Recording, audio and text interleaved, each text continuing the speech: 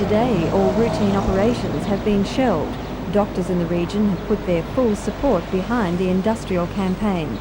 The Hunter Medical Association says it is trying to minimise the inconvenience to the public, but it would be pointless to say there will be no disadvantage. Obviously, with a disputation with the government of this kind, the public are being, unfortunately, the victims of this argument that we hold with the government. Well, what sort of operations would you classify as being those that could be shelved for the time being? I would expect that routine operations like hernias and varicose veins, where there is no medical risk to the patient at this time, would be shelved.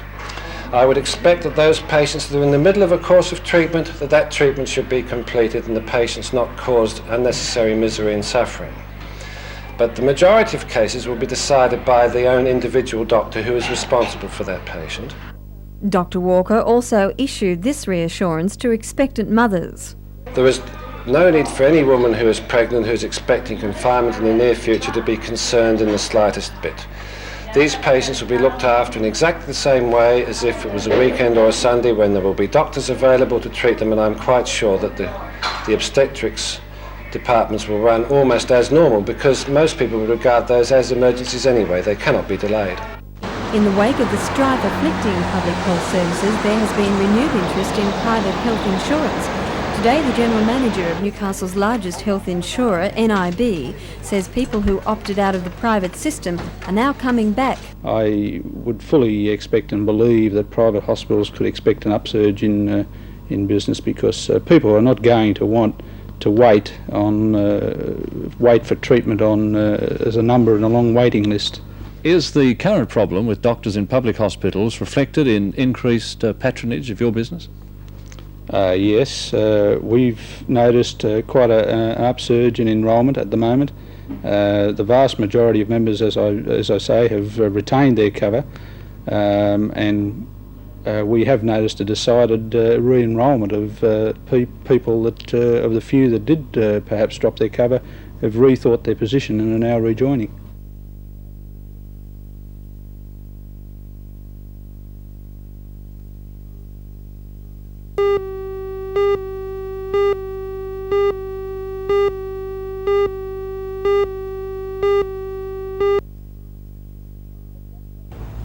But that's being disputed by passengers leaving Newcastle on the 7:55 a.m. train every morning.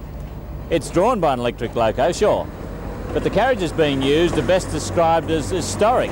They have no heating, no air conditioning, and they're a bit short on comfort.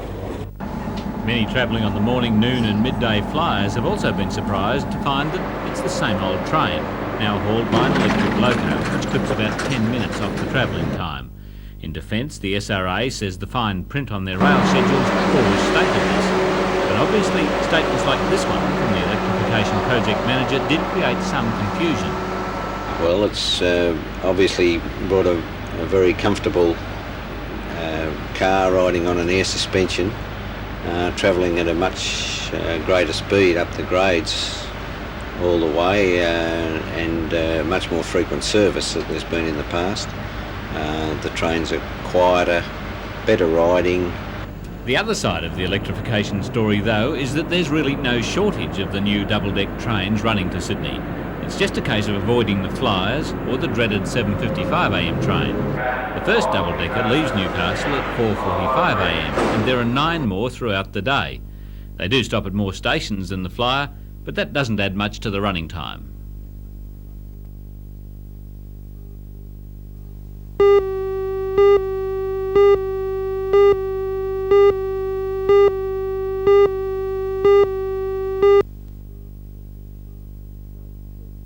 There is scope for further increases in output and consequential cost reductions.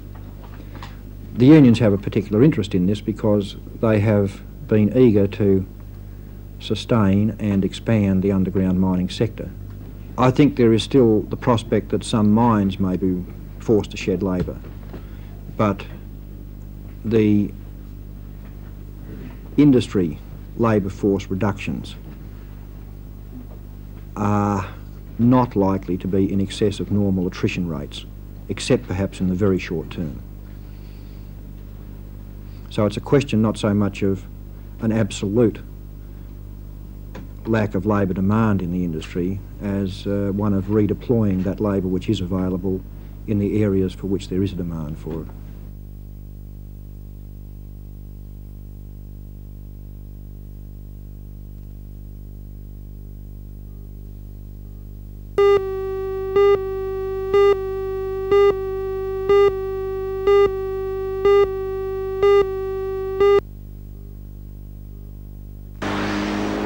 The single-storey food store caught alight at 4:30 today.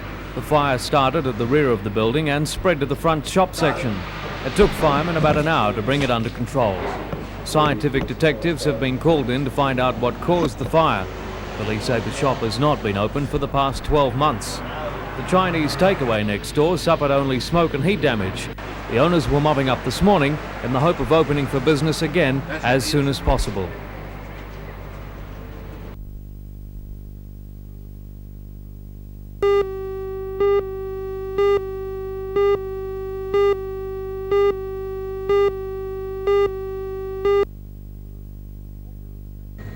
In August, the federal government is expected to announce the names of 2 overseas companies to complete submarine replacement program studies for the Royal Australian Navy.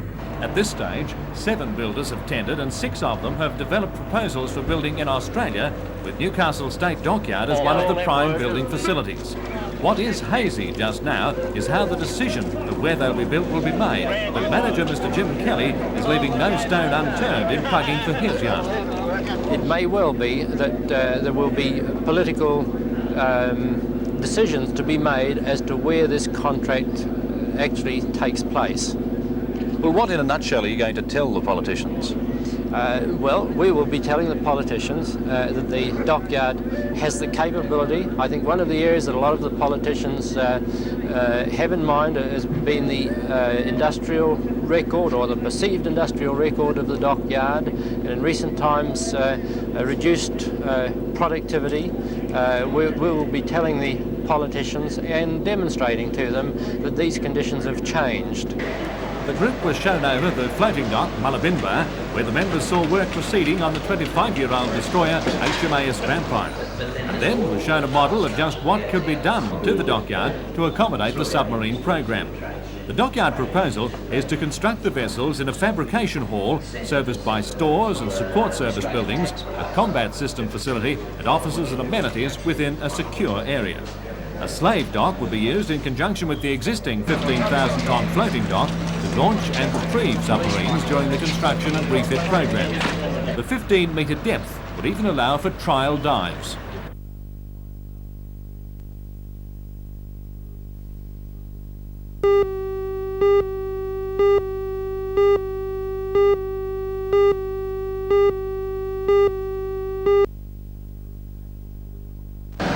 At the end of the week, the Iron Curtis will go into the floating dock for final fitting out and then will undergo sea trials. Barley's took the opportunity to show just what can be done in Newcastle. With the shipping industry in decline worldwide and no large orders such as these on its books, the company is keen to demonstrate its capabilities at ship conversion. The evening is also being utilised to officially open Varley's new headquarters in the old Cross Keys Hotel building in Maitland Road at Tighes Hill. In the current contract, gas turbines, which were found to be too fuel inefficient, were removed and replaced with conventional reciprocating diesel engines but of marine size. The 2 vessels concerned are only 7 years old, and it was their young age which convinced BHP to re-engine the bulk carriers. But what of the future? Can Varley's hold together the workforce of 84 at the #1 Western Basin site and retain their skills? Varley General Manager Mr Jim Weatherly. We have had some discussions with the Navy with a view to obtaining further conversion work, but currently that's not been confirmed because the Navy has made it very, very clear from the start that there is no money allocated in present budgets to provide them with a facility for helicopter support vessels. So that is not a guaranteed employment opportunity in the near future.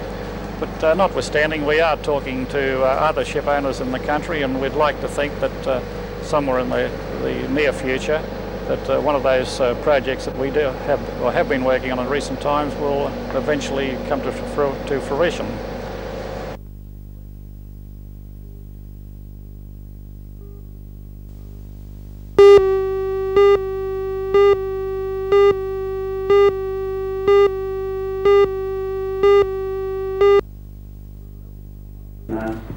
Welding community concern for those addicted to drugs of one kind or another into a cohesive force with a single direction is not going to be an easy task. If last night's public meeting called by Alderman Don Geddes is any indication.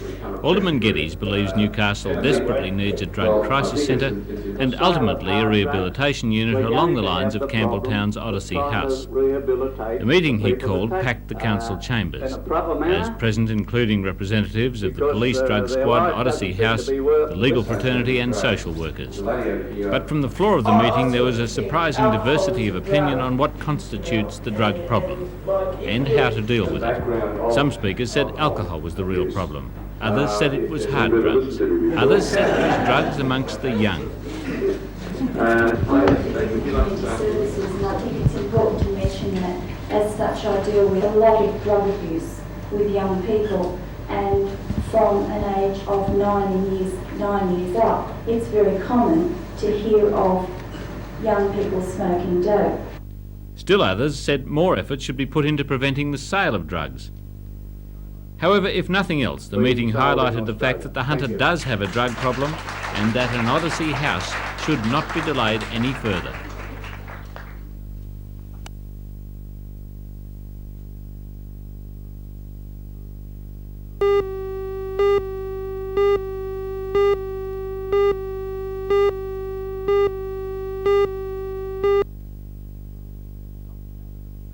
This evening, Dr. Patterson thanked the people who stood by him through the stormy time of the board's reorganisation, and particularly the introduction of the mainly user-pay system of charging households for water.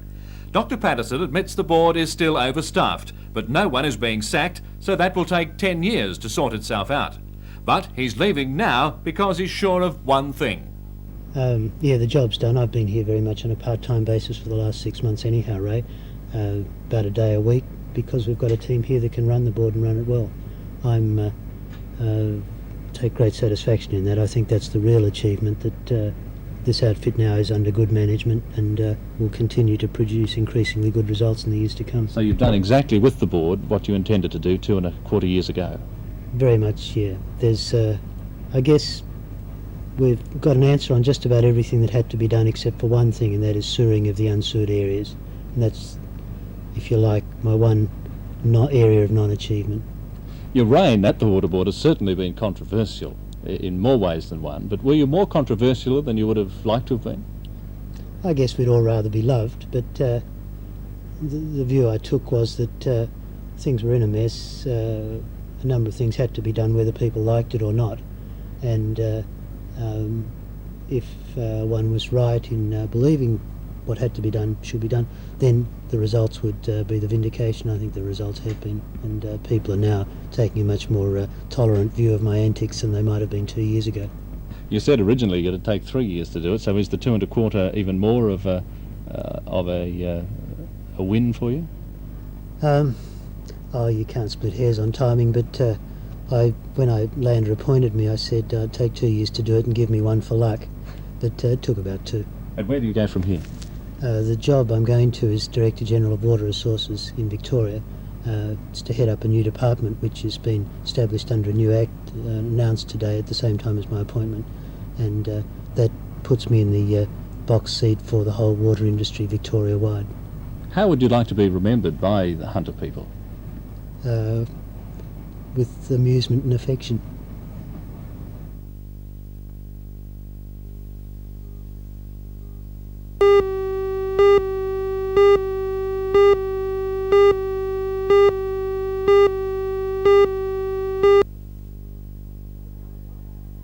It was the unfurling of the state's top #1 pennant. 8 lady bowlers from NJC gathered with the ladies from Picnic Point, who they played for the pennant in April this year. State Women's Bowling President Jean McKinnon officiated. It's the second time the NJC women bowlers have won the state #1 pennant in the past 4 years, and that, along with the other 7 district #1 pennants to have come their way, makes the NJC a top-level club in women's bowls.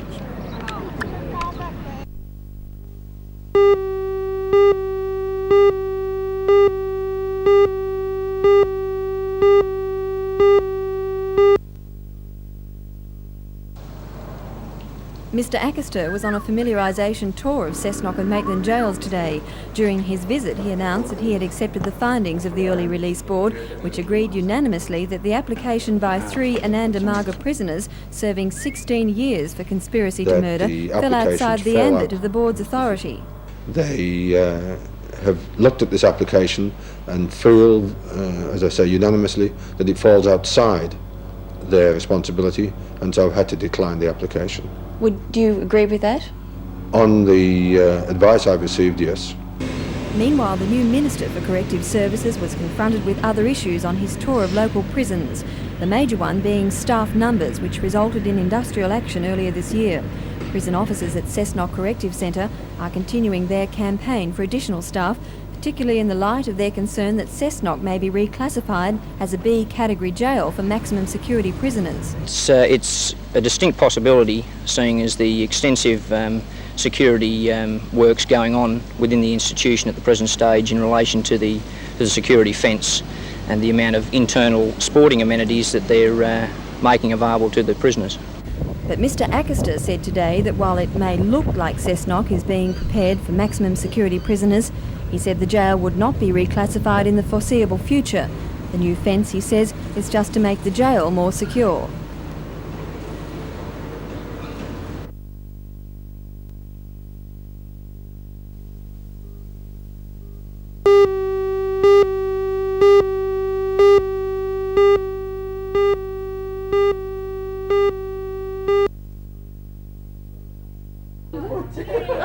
Mrs. Rosa Orlandi and her brother Ernest Guattieri were both born in Italy. Just prior to World War II, Mr. Guattieri left for the United States in search of employment and has now settled in Connecticut. Mrs. Orlandi left her home in Italy to come to Australia in 1955. Up until last year, the two had not been in contact. I haven't corresponded with her for years, till I finally, this past summer, I was in Europe, and she called me, and so I decided that I'm going to come and see her after 55 years. And how does it feel? Oh, fantastic. The greatest day of my life. Mr. Guattieri will be staying with his sister in Mayfield for the next 4 weeks. He is looking forward to the 16th of next month, when he will celebrate his 70th birthday with his family in Australia.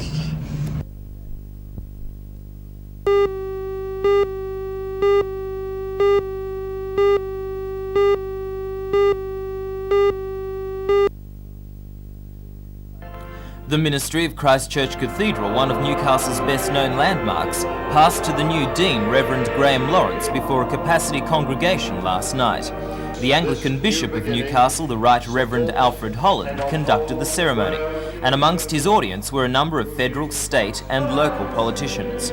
A large number of visiting clergy were also present, and amongst them was Bishop Hunter from the Riverina, where Dean Lawrence was formerly Archdeacon. The new Dean has spent most of his working life in the Riverina and has said he is looking forward to the challenge of working in Newcastle.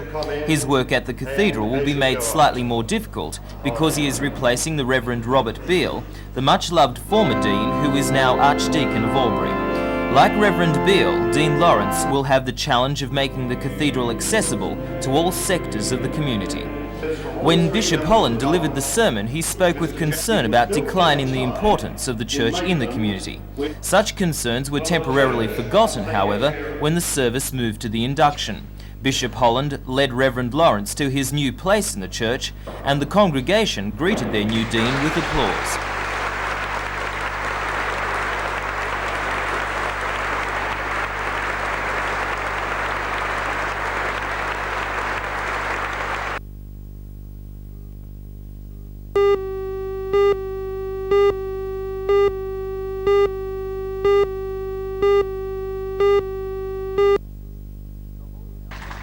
The hall in Alfred Street is the new home of the first Cooks Hill Extension Scout Group, and it was filled with people there to see the result of 2.5 years' work. The president of the Scout Group, Mr. Stevens, spoke to the audience about the problems involved in raising the $8,500 cost of renovating the hall. He was followed by Mr. Len Armstrong, the president of the Newcastle West Rotary Club, who unexpectedly presented them with $5,000. The group says the money will be used to buy camping equipment for its 15 disabled members. The Cooks Hill group began scouting activities with 7 disabled boys in 1979 at the Newcastle Special Purposes Public School. Soon after, the search began for a permanent home, and the Scouting Association offered the Wickham Hall, though it was in disrepair. The group's aim has always been to treat the boys as much like normal Scouts as possible, and in their own meeting hall, that will be much easier.